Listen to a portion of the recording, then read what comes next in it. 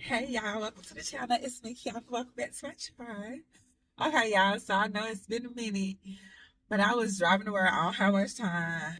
So I was just thinking about how people, especially if you're a surgical tech, or if you a first assistant, or if you a nurse, a CNA, whatever, LPN, and let's just say you're doing that job and maybe you feeling like you don't, I need to find something else, or maybe you thinking like, you know, you don't want to go to work today. You're not feeling it. Like imagine you not feeling like going to work.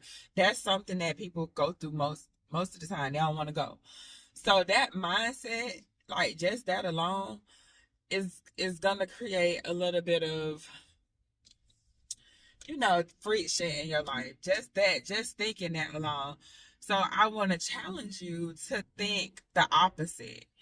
Think about how you feel when you go to work and it's payday and you actually have enough money to do the things that you want to do.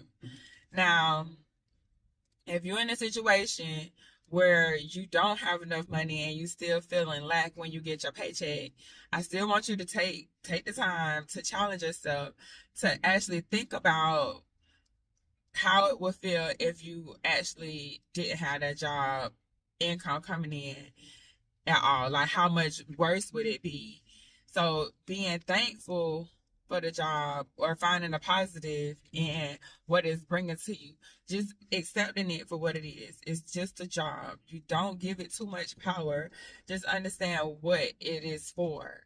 So your job, like if you're a surgical tech and you're making $25 an hour, I think $25 an hour is not like great money, but is one of those budgets or it's one of those incomes where you may have to budget.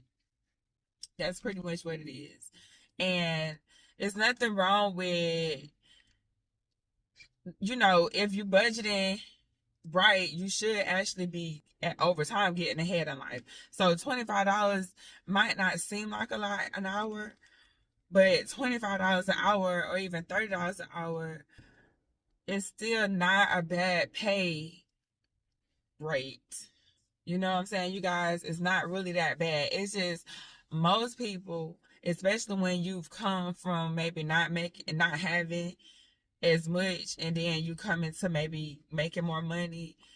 What most people do that don't have a money system or a budget, because I started looking at my budget a little bit different than like a restriction.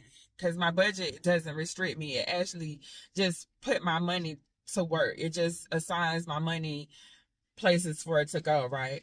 So I had to look at it like a money system, y'all. That's really all it is. It's just a money system. Once you get to a point where you understand that the money that's coming in is supposed to go out, then you will start saying, okay, it's supposed to go out and find you more money. Then you will start looking at like, okay, well, maybe I don't mind keeping that car a little bit longer instead of going out and getting another car. Just because you, in your mind, you feel like you can afford, another $100 or $200 because you started making more money, right? Or for some reason, you just feel like I can afford to spend another $100 or $200. Well, let's just say instead of you spending it on a car maybe or something that's not gonna return any type of value to you, then if you're gonna get a car that's gonna hold its value, I'm not, or you can't actually resell it and make money. That's not what I'm talking about. I'm talking about the most people that are just buying cars because they want to ride in a nice car. Just because you can afford an extra $100, $200 a month, don't mean that you should go buy a car. If you really looking at the big picture is maybe you keep a car that if you don't have any other, I'm just saying that if you don't have any other streaming income besides y'all, this is not for anybody that's already investing, that's making money with their money. I'm talking about if you only have a job and you don't have no other way to get you don't have no other income coming in. You shouldn't be going out and getting cars that have these expensive car notes. And just because you think in your mind you can afford a monthly payment because you gonna only see $100 or $200 different in the payment. If you're gonna do anything with your money until you get another stream of income, you should be taking that money and putting it into vehicles that's gonna bring in more money. if you don't know another vehicle, some of the simplest ways would be maybe your job 401k, but we'll get into that in another conversation on why you end up it's not really a benefit for you like what you think, because you think, oh, it's got to be some good behind it because my employer is actually gonna match me.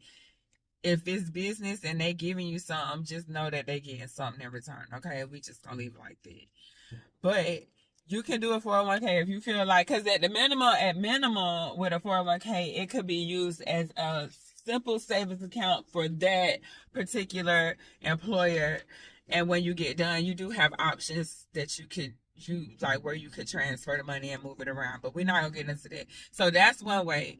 Another way is through a life insurance policy. That's also a vehicle of storing cash that you maybe intend to use in the future, or you can't. It could just be an emergency savings account, but we'll get into the details today as well. That's two simple ways that y'all should be aware of. Another way, the stock market.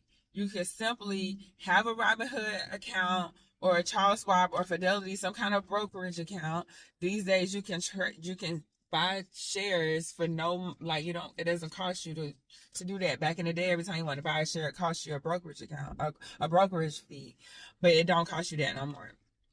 And so and with that, you could just invest in the S&P 500. Just invest in some what is called it like ETFs or index funds. Invest in that. That's easy ways. But don't, and then, so, like, if you pay off your car, like what I did, I'm not telling you to do, I'm just telling you what I did. What I did, I paid my car off. It saved me $2,000 on the total cost of the car to pay it off 2 years early, I think.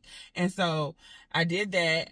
And instead of me going out and getting another car, I took the entire amount that I was spending on my car note and I invested that into the stock market. And we'll get into what I invest if y'all want to know what like stocks I invest in. But the simplest stocks to invest in is going to be ETF index funds. It's a group of companies, and that will be better than you like just keep the car, don't go just because you see where you got some money opening up at, don't go and just try to buy something with it that's not gonna give you no money back on it. So it's a few other ways that, like, to me seem simple but maybe not be simple to y'all, so we'll talk about it. But I was just thinking that, just be happy about the fact that you have an income coming in, and the income that you have coming in, if I'm talking to especially surgical techs and LPNs, because I know how much money y'all making, is really no reason for you to not be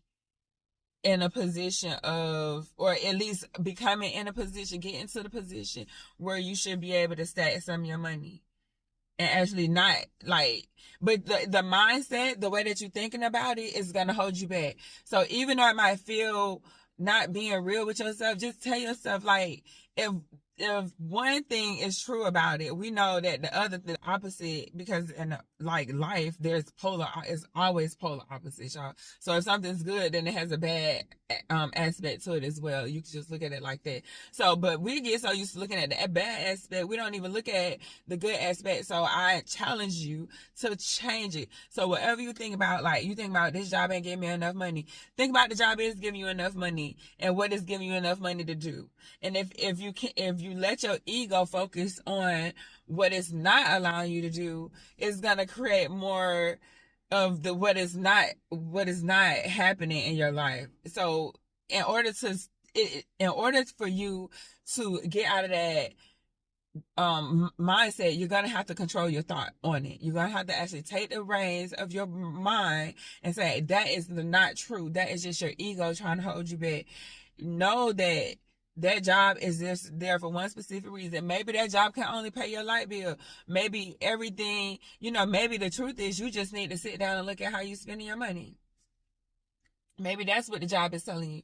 Because I'm telling you, I know for a fact that you could live off of $25, $30 an hour. It might not be pretty, but if you're living off of it and you feel that pressure, then first of all, you got to get the pressure down enough to where you can see. Because sometimes, when you're in survival mode, you can't think straight. So you need to understand that survival mode, you got to come out of. So that might mean you live in a smaller apartment, or you can't do certain things, or you can only eat this, or whatever. You got to figure it out. You got to start selling some stuff in the house that it's a luxury item. You got a treadmill that you ain't using. Sell it. You know what I'm saying? Put the money in your pocket. It's something in your house that you can sell. I'm sure of it.